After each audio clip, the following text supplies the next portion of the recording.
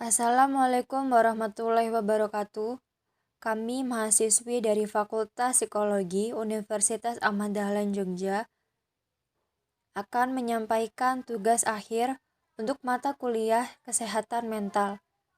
Kami dari kelompok 6 yang beranggotakan Rahayu Winesti, Faizah Mutia Prasasti, Ventica Helvani Aziza Setiawan, Elin Oktavia, dan Delia Renarian Fitriawati akan menyampaikan tentang mencintai diri sendiri adalah kunci sehat mental. Sejarah psikologi cinta. Menurut Erich Fromm, cinta sudah ada sejak lama. Sejarah psikologi cinta hanyalah soal eksistensi manusia saja. Sehingga dengan Anda merasakan galau, depresi, terasing, dan lainnya, mungkin Anda membutuhkannya. Hal yang sangat ditekankan dalam hal ini adalah bahwasanya cinta bukan hanya hubungan seseorang dengan sesuatu saja, melainkan juga suatu pola karakter yang menentukan hubungan seseorang dengan dunia secara keseluruhan. Sedangkan menurut Freud, manusia pada dasarnya memiliki insting dasar untuk bertahan hidup dan dorongan itu membuat adanya dorongan kehidupan atau cinta serta dorongan kematian atau thanatos. Sederhananya, perilaku manusia secara psikologis memang sudah didasari cinta dari awal. Psikologi cinta menurut James River. Menurutnya, psikologi cinta adalah sebuah perasaan khusus yang mana berkaitan dengan kesenangan yang menyangkut sebuah objek. Pendapatnya ini juga tertuang dalam kamus psikologi. Lalu yang kedua, ada psikologi cinta menurut Anselm Montaigne. Menurutnya, cinta adalah sebuah perasaan memperhatikan, menyukai, menyayangi, serta mendalam yang disertai dengan rasa rindu, serta hasrat kepada sebuah objek. Lalu yang ketiga, ada psikologi cinta menurut Abraham Maslow. Menurut Abraham Maslow, cinta adalah proses aktualisasi diri yang mana dapat membuat orang melahirkan beragam tindakan yang kreatif dan produktif. Dengan adanya cinta, maka seseorang akan mendapatkan kebahagiaan jika mampu membahagiakan orang lain yang dicintainya. Lalu yang keempat, ada psikologi cinta menurut Erline dan William Webster. Menurut mereka ini, psikologi cinta adalah suatu keterlibatan yang dalam serta diasosiasikan dengan munculnya rangsangan fisiologis yang begitu kuat serta diiringi dengan perasaan untuk bisa mendambakan pasangan serta keinginannya untuk bisa memuaskan melalui perasaan tersebut. Yang kelima, ada psikologi cinta menurut Erich Fromm. Menurutnya, psikologi cinta ini sesuatu yang aktif yang mana dapat memecahkan tembok yang memisahkan dari manusia dengan teman-temannya, yang dapat menyatukan seseorang dengan orang lain dan memiliki 4 unsur, yaitu ada care, responsible, perfect, dan knowledge. Teori psikologi cinta. Yang pertama, teori antara menyukai dan mencintai. Teori pertama soal psikologi tentang cinta yang pertama adalah antara menyukai dan mencintai. Teori psikologi cinta ini mengenai sekat antara perasaan menyukai dan mencintai yang dikemukakan oleh seorang ilmuwan dan pakar psikologi dunia bernama Zig Rubin. Dalam teorinya, ia menjelaskan bahwa perasaan cinta yang dimiliki manusia memiliki 3 turunan. Turunan tersebut yang pertama adalah perhatian. Seseorang yang mengalami keadaan di mana ada orang yang memiliki perasaan terhadap seseorang, maka ia akan menghabiskan waktu dan pikirannya untuk orang tersebut. Turunan yang kedua adalah kasih sayang. Hal ini menunjukkan bahwa perasaan cinta sesungguhnya perasaan yang jauh lebih dalam dan kuat. Hal ini terjadi apabila ada keinginan untuk selalu bersama orang yang disukai. Turunan yang ketiga adalah keintiman. Ini berhubungan dengan keinginan untuk menerima kontak fisik serta kasih terhadap orang yang dicintai. Yang kedua, teori antara kasih sayang dan gairah. Teori selanjutnya datang dari Hatfield.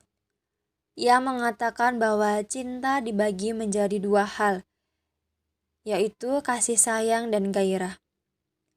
Kasih sayang menjelaskan bahwa kisah cinta yang didasari pada perasaan dan tingkah laku saling menghormati, menghargai, keterikatan, kepercayaan, cinta, dan lainnya antara satu sama lain.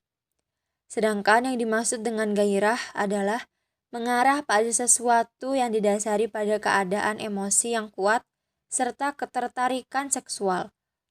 Ketika dasar emosi seperti ini membara, maka orang yang masuk ke dalam kategori teori psikologi cinta antara kasih sayang dan gairah ini baru bisa terpuaskan.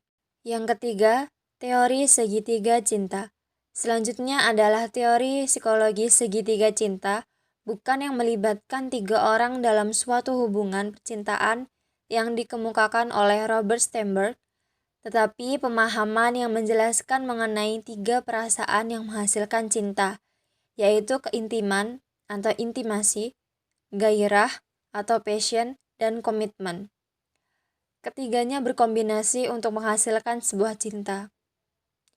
Definisi dari teori psikologi segitiga cinta ini memiliki faktor-faktor kondisional yang sangat logis dan mudah kita pahami pada sebuah hubungan percintaan dalam kehidupan sehari-hari. Di antaranya yaitu intimasi, kedekatan emosional, kepercayaan, keakraban, dan kemesraan.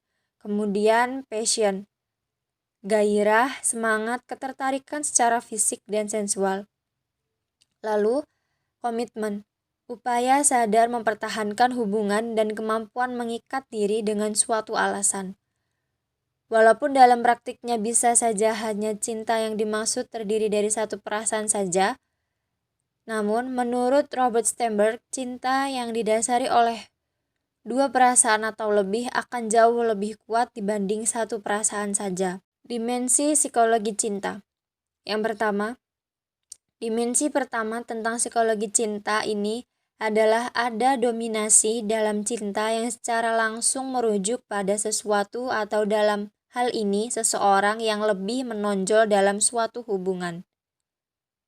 Biasanya, yang mendominasi ini adalah laki-laki. Namun, seiring dengan perkembangan zaman, hal ini tak lagi hanya dipegang oleh laki-laki saja. Pada dasarnya, dominasi dalam psikologi cinta atau hubungan ini berasal dari sumber daya pribadi seseorang yang tingkat ketergantungannya dalam hubungan sangat rendah, dan ada kalanya dimiliki laki-laki ataupun perempuan. Yang kedua, cinta mampu melakukan penyikapan diri dalam cinta. Dimensi lainnya adalah ia mampu melakukan penyingkapan diri. Dalam dunia psikologi cinta, hal ini berarti kegiatan membagi perasaan dan informasi kepada seseorang secara akrab. Seseorang yang mencintai pasangannya akan lebih banyak menyingkap diri pada pasangannya.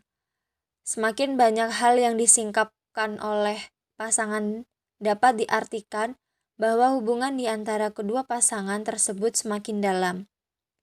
Biasanya, penyingkapan ini terjadi tak hanya untuk hal yang bersikap umum saja, tapi juga hal lainnya seperti kebiasaan buruk, perasaan yang dirasakan, peristiwa yang dialami, kisah masa lalu, bahkan rahasia yang dimilikinya. Yang ketiga, cinta memiliki dimensi komitmen. Ketika dihadapkan dengan psikologi cinta antara wanita dan pria, maka seseorang memiliki sebentuk emosi yang pada dasarnya mampu bertahan selamanya. Dari itulah, pada akhirnya lahir yang disebut dengan komitmen yang mengikat agar cinta melewati pasang surut emosi manusia. Adanya komitmen ini menjamin keberlangsungan hubungan cinta. Jika tak ada komitmen, cinta pasti akan dihadapkan dalam sebuah konflik yang rawan adanya kegagalan dalam sebuah hubungan. Pasangan yang memiliki komitmen tinggi akan merasa sangat terikat dengan pasangan satu sama lain. Sementara yang tidak akan menyepelekan keterikatan antara kedua belah pihak. Nah, di sini dimensi psikologi cinta selanjutnya itu kelekatan. Nah, dalam kelekatan merupakan sebuah konsep dasar mengenai bagaimana hubungan dengan orang lain yang dibagi menjadi 3 bagian. Yang pertama ada kelekatan aman, kedua kelekatan menghindar, dan yang terakhir adalah kelekatan ambivalen. Lalu, dimensi psikologi cinta yang kelima adalah cinta memiliki kepuasan. Nah, dimensi psikologi cinta kelima ini adalah kepuasan. Sebagaimana hasil dari hubungan percintaan, lahir yang namanya kepuasan dalam hubungan. Hubungan yang memuaskan akan berjalan dengan seperti apa yang diinginkan, yaitu berlangsung selamanya. Nah, untuk yang terakhir ada dimensi psikologi cinta memiliki konflik.